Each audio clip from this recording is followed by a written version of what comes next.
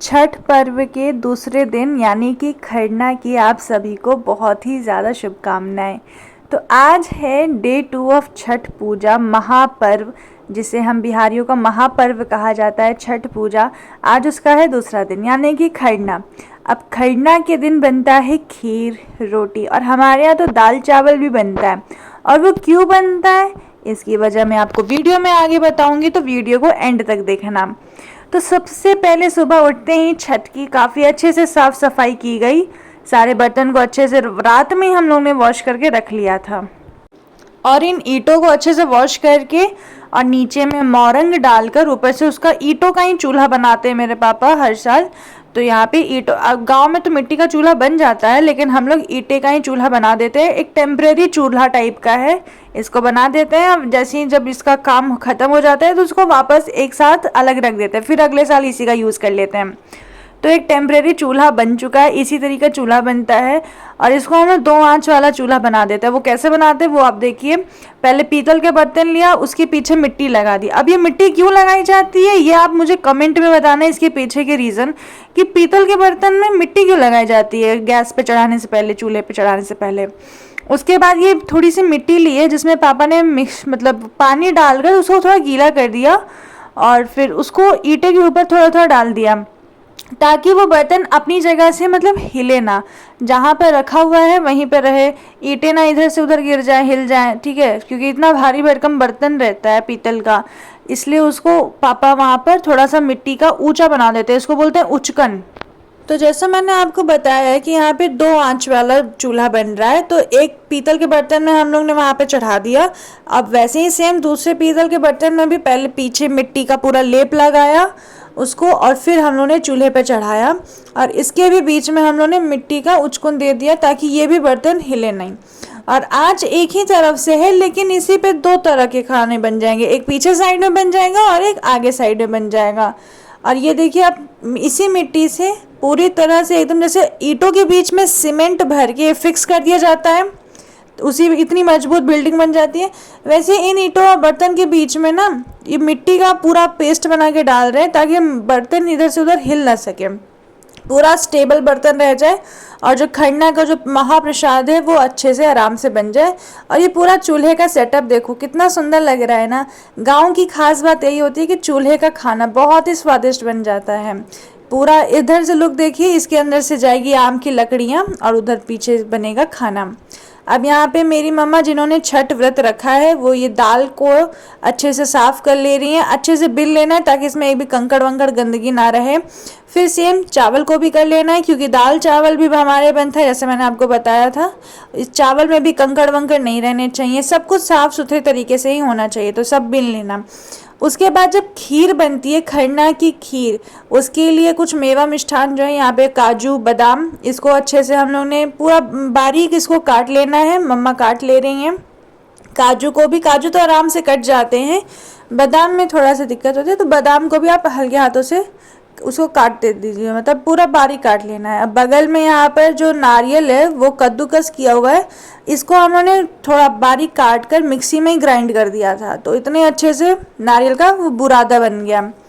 अब खाना बनने से पहले चूल्हा को मतलब पूजा की जाती है, तो मेरी मम्मा यहाँ पे सिंदूर ली हुई है और चूल्हा की पूजा कर रही है, ताकि जो प्रसाद है सही से बन जाए, कोई गलती ना हो, प्रसाद में अच्छे से स्वाद आ जाए, छठी मैया का आशीर्वाद के साथ प्रसाद बने। और इसके बाद आँच लगाई जाएगी। आँच किससे लगा रहे हैं? आम की लकड़ी से।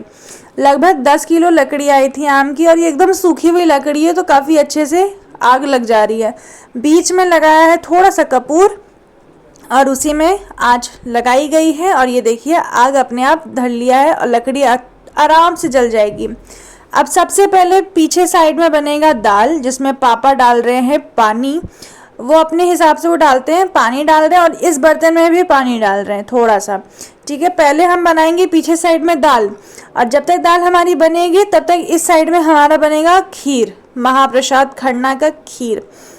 नीचे से आँच देती जानी है, वरना वो बुझ जाएगा। तो अब यहाँ पर दाल को अच्छे से वॉश कर लेना है, उस मतलब 3-4 बार पानी से अच्छे से वॉश कर लीजिएगा, ताकि उसमें कोई भी गंदगी न रहे। और उसके बाद पानी में अच्छे से उबाल आने दीजिएगा। पहले पानी अच्छे से गर्म हो जाए, उसी के बाद में उसमें दाल डाल देना है। यहाँ आज की वजह से बहुत ज़्यादा धुआं उठ रहा था, तो लेकिन करना तो पड़ेगा ही। तो सारा का सारा दाल फिर आप उस पतीले में हमने डाल दिया। ये देखिए पानी गर्म हो चुका था, हल्का गुनगुना हुआ था, फिर हमने उसमें दाल डाल दिया और उसको ढक के मतलब छोड़ दिया था। फिर यहाँ पे हमने लिया लगभग 5.5 लीटर अमूल का फुल क्रीम वाला दूध और उसको दूसरे पतीले में डाल दिया जिसमें पानी डाला हुआ था। पहले से थोड़ा सा पानी डाल दिए थे ताकि वो बर्तन अंदर से चिपके ना आए, मतलब खाली बर्तन नहीं रखा था, थोड़ा सा पानी डाल दिया था। एंड फिर सारा का सारा पैकेट का दूध उसमें हमने डाल दिया था। तो हमने लगभग इसमें यूज़ किया है 5.5 लीटर दूध। आप अपने अकॉर्डिंग यूज़ कर सकते हैं, आपको जितना यूज़ करना हो। हमने 5.5 लीटर का ही यूज़ किया था। हाफ वाला मिल रहा था, हाफ लीटर का पैकेट, तो हमने वही यूज़ कर लिया था सारा का सारा। देखने में ज़्यादा ही लग रहा था। तो अब दूध को अभी अच्छे से गर्म होने देंगे, तब तक हम यहाँ पर चावल को अच्छे से वॉश कर लेते हैं। चावल यहाँ पर बासमती राइस नहीं यूज़ होती है, वही नॉर्मल अरवा राइस यूज़ होती है। अरवा चावल जिसका जो चावल बनता है, दाल चावल वाला जो बनाने में जो आप चावल यूज़ करते हैं वही चावल का यूज़ करना है आपको खीर बनाने में भी। पापा ने बस इतना बताया कि यहाँ पे कोई भी खुशबूदार वाला चावल हम यूज़ नहीं करते हैं। जैसे नॉर्मल आप जब खीर बनाते होंगे तो उसमें खुशबू वाला चावल यानी कि बासमती राइस यूज़ होता है, लेकिन छठ में जब जो खरना का खीर बनता है उसमें बासमती राइस का यूज़ नहीं करते हैं। उसमें सिंपल चावल का ही यूज़ होता है जिसमें कोई खुशबू नहीं होती है, जो आप डेली यूज़ में खा सकते हो। तो वही वाला चावल हमें यूज़ करना था। उसको अच्छे से वॉश कर लिया है और जब दूध में उबाल आ जाए तब सारा का सारा चावल उसके अंदर डाल देना है। और एक और बात पता चली कि जब चावल डालते हैं तो एक बार चलाना ही होता है, मतलब छोड़ना नहीं होता है। तो एक लाडल लेके उसको अच्छे से आपको मिक्स करना पड़ता है। अब वहाँ पे दाल में भी अच्छे से उबाल आ चुकी है, तब हम इसमें डाल रहे हैं नमक। नमक डालने पे दाल जल्दी पकेगा। तो यहाँ पे एक पैकेट था सेंधा नमक का, रॉक सॉल्ट, और 100 ग्राम था लगभग। तो पूरा का पूरा पैकेट इसमें हमने डाल दिया। और ये देखिए दाल अभी बिल्कुल भी पका नहीं है, स्टार्टिंग ही फेज़ है इसका। उसको भी अब हम ढक के पकने के लिए छोड़ देंगे। अब दूध में हमने जब चावल थोड़ा सा मतलब 40 to 50% जब पक जाता है तब हम उसमें डालेंगे गुड़। तो गुड़ आप कैसे भी डाल सकते हो। बहुत लोग क्या करते हैं, पानी में ही उस गुड़ को पिघला कर डाल देते हैं। ऐसा कोई कंपलसरी नहीं है, आप ऐसे भी डाल दो, वो गुड़ अपने आप पिघल भी जाएगा दूध में, क्योंकि दूध तो गर्म है ना। बस उसको कंटिन्यूअसली आप चलाते रहिएगा और वो गुड़ अपने आप उसमें पिघल के पूरा मिलनसार टाइप का हो जाएगा। अब जो हमने इसमें नट्स काट के रखे थे जैसे कि बादाम और काजू, इसको भी अब इसमें डाल देंगे। साथ ही में जो नारियल का बुरादा था वो भी डाल देना है।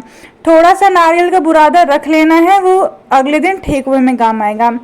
तो इसको भी अच्छे से हम मिक्स कर लेंगे। तो हमारे यहाँ दाल चावल इसलिए बनता है क्योंकि एक मनता माना गया था कि निपुण का जो मेरा भाई है उसका मुंडन होगा छठ पूजा में, ठीक है। मुंडन कराया जाएगा और धूमधाम से छठ पूजा मनाया जाएगा। तब फर्स्ट टाइम मम्मा ने छठ पूजा किया था हमारे गांव में, मतलब बिहार जाकर गांव में छठ पूजा किया था। तो तब से हमारे यहाँ दाल चावल ही बनता है। जैसे मनता का कोई काम होता है तो उसमें दाल चावल रोटी खीर सब बनाई जाता है। तो तब से हमारे यहाँ हमेशा दाल चावल भी साथ में बनते आए हैं। और हमारी खीर बन के तैयार हो चुकी है। अब साथ में यहाँ दाल में ना हल्दी पड़ती है और इसमें ना तड़का लगता है। तो इसमें स्वाद लाने के लिए हम लोग क्या कर रहे हैं, जो काली मिर्च होती है वो और जीरा, उसको पानी डाल के पेस्ट बना के थोड़ा सा पीस लेना होता है और फिर उसको दाल में डाल देते हैं। थोड़ा सा तीखापन के लिए काली मिर्च और थोड़ा सा स्वाद के लिए जीरा, इन सबको डाल देते हैं। हल्दी पाउडर आपको यूज़ नहीं करनी है, इसमें नहीं पड़ता है हल्दी पाउडर, फिर भी बहुत ही स्वादिष्ट सा दाल बन के तैयार होता है। उसके बाद अब यहाँ पे दोबारा चावल को वॉश कर रहे हैं। अब ये चावल वॉश हो किस लिए हो रहा है, ये नॉर्मल चावल जो दाल चावल के साथ में चावल जो बनता है खाने के लिए, उस चावल को हम लोग वॉश कर रहे हैं। तो इसको भी अच्छे से साफ़ कर लेना है, इसमें भी कोई कंकड़ पत्थर ना लग जाए। 3-4 बार पानी से आप वॉश कर सकते हैं आराम से, ठीक है। अब ये भी चावल अच्छे से वॉश हो जाएगा। तब यहाँ पे जब खीर बन गया है तो उसी के जगह पे दूसरा पतीला चढ़ाया है। और कुछ भी डालने से पहले ये देखिए वो चूल्हे के इधर उधर थोड़ा सा चावल का छींटा कर दिया जाता है। पता नहीं क्यों किया जाता है, लेकिन कर दिया जाता है। इसका रीज़न आप मुझे कमेंट में बताइएगा कि ऐसे क्यों करते हैं। पापा ने किया था। तो इसके बाद ये सारा का सारा चावल भी हम पानी में डाल देंगे। पानी गर्म होने के लिए डाल दिया था, पानी अच्छे से गर्म हो जाए तभी आपको उसमें चावल डालना है। उसके बाद यहाँ पे आटा है, नॉर्मल आटा गेहूं का, उसको गूँथा जा रहा है। इसकी बनेंगी रोटियां। हमारे यहाँ बेलन चकला नहीं है, ना ही तवा है। मतलब तवा तो है लेकिन वो नॉर्मल डेली यूज़ में होता है। तो और जो डेली यूज़ में बर्तन यूज़ होती हैं वो छठ पूजा में बर्तन यूज़ नहीं होती हैं, इसके लिए सारी बर्तन नहीं आती हैं। तो इसमें हमारे पास नया तवा और नया बेलन चकला नहीं था और वो पीतल का नहीं था, तो इसलिए हम लोग हाथ में ही उसको बेलते हैं और उसको पकाते हैं। अब वो कैसे करते हैं वो आप आगे देखिएगा। हमारे यहाँ चावल भी बन गया। अब इसका पसेगा माड़। हम लोग माड़ पसा के चावल बनाते हैं, तो इसका भी माड़ पस रहा है आराम से। ये देखिए इस तरह से थोड़ा सा ऊंचाई पे आप अपना तसला रखिएगा और नीचे कोई बर्तन रख लीजिएगा ताकि आपको पैर ना जले, और उसका पानी निकाल लीजिएगा और आपका चावल एकदम बहुत ही अच्छे से बनके तैयार हो जाता है। अब एक लोहे की कढ़ाई ली है और उसमें हाथों से इस तरह से थोड़ा सा पानी की हेल्प से इधर उधर करके आटे को थोड़ा सा पतला बेल लेना है, रोटी की तरह। ना ज़्यादा पतला ना ज़्यादा मोटा, मतलब हाथ से कितना ही बेल पाएंगे, पूड़ी के साइज़ का बेलाएगा और उसको इस तरह से तवे पे चिपका देना है, मतलब कढ़ाई पे चिपका देना है। और फिर आपकी रोटियां भी बन जाएंगी। और आप चाहें तो इसको तंदूर रोटी की तरह भी बना सकते हैं, मतलब आग के अंदर डाल के हम लोग ने बनाया था, बहुत ही अच्छा बन गया था। अब यहाँ पे चावल का आटा ले रहे हैं, अब उसको भी हम लोग हल्का पानी से मिक्स कर रहे हैं। अब चावल के आटे का क्या बनता है, पिट्ठा बनता है। अब ये कैसे बनता है वो अब देखना। गर्म पानी करके कढ़ाई में पिट्ठे को डाल दिया जाता है। तब तक यहाँ रोटी तैयार हो चुकी है, आग में डाल गई। पापा ने रोटियां बना ली थी। अब इसको साफ कपड़े से पहले अच्छे से साफ कर लेना है। उसके बाद रोटी में पड़ेगी घी और दाल में भी पड़ता है घी। जब दाल अच्छे से बन जाए तब उसमें एंड में आपको डाल देना है घी। बहुत ही मस्त टेस्ट आता है, आप इसको ज़रूर से ज़रूर डालिएगा। तो यहाँ पे अब देखिए गर्म पानी कर लिया है और उसमें हमने पिट्ठा डाल दिया और यहाँ रोटी भी साफ़ कर लिया। अब इसमें लग जाएंगी घी। ये सारा खाना हमारा बन गया, दाल चावल खीर रोटी और सब कुछ तैयार हो चुका है। तो अब आ रही है पूजा की। अब मेरी मम्मा ने नई नई साड़ी पहननी है। हर साल नई साड़ी खरीदी जाती है। इस साल पिंक कलर की साड़ी हम लोगों ने खरीदी थी, जो कि बहुत ज़्यादा ट्रेंड में चल रही थी और बहुत सुंदर भी लग रहा था। तो ये साड़ी खरीदा है। आप लोग कमेंट में बताइएगा कि ये साड़ी आप लोगों को कैसी लगी, और इसका लिंक मैं कम्युनिटी में आपको दे दूंगी, आप वहाँ से जाके परचेज भी कर सकते हो अगर आपको पसंद आई हो तो। अब छठी मैया का पूजा होता है, तो वहाँ पर सबसे पहले लाल वो जो ऑरेंज सिंदूर आता है उससे 5 टीका किया जाता है, 5 दिया होता है, 5 रुई होती है, दिए के अंदर रुई डाली जाती है, फिर तेल डाला जाता है। उसके बाद पूरे नाक से लेकर पूरा मांग तक बहुत अच्छे से सिंदूर लगाया जाता है। बहुत ही खूबसूरत लगता है ये वाला सिंदूर लगाना। तो यही तो पहचान है असली बिहारियों की। इस तरह से पूरा मांग भर के सिंदूर लगाकर अब 5 जो गुड़हल के फूल होती हैं वो रखी जाती हैं दिए के आगे, जहाँ पे लाल ऑरेंज सिंदूर से हम लोगों ने वो लंबा लंबा लाइन खींच के टीका किया था, सिंदूर लगाया था, उस जगह पे अब दिया जलाना है। सभी 5 दियों में दिया जला देंगे। तो इस तरीके से कुछ पूजा होती है छठ माई के खरने के दिन की। आपके यहाँ कैसी होती है आप कमेंट में बताना। और आपको ये रेसिपी जो हम लोगों ने आपके साथ शेयर की, आप क्या किया इसी तरीके से खरने की खीर बनती है या कुछ अलग विधि विधान होता है, तो वो भी आप कमेंट में बताना। अब यहाँ पे एक धूपबत्ती जलाई गई है। अब धूपबत्ती जलाई, यहाँ बगल में एक ईंटा भी रखा हुआ है, वहाँ पे हवन होगा।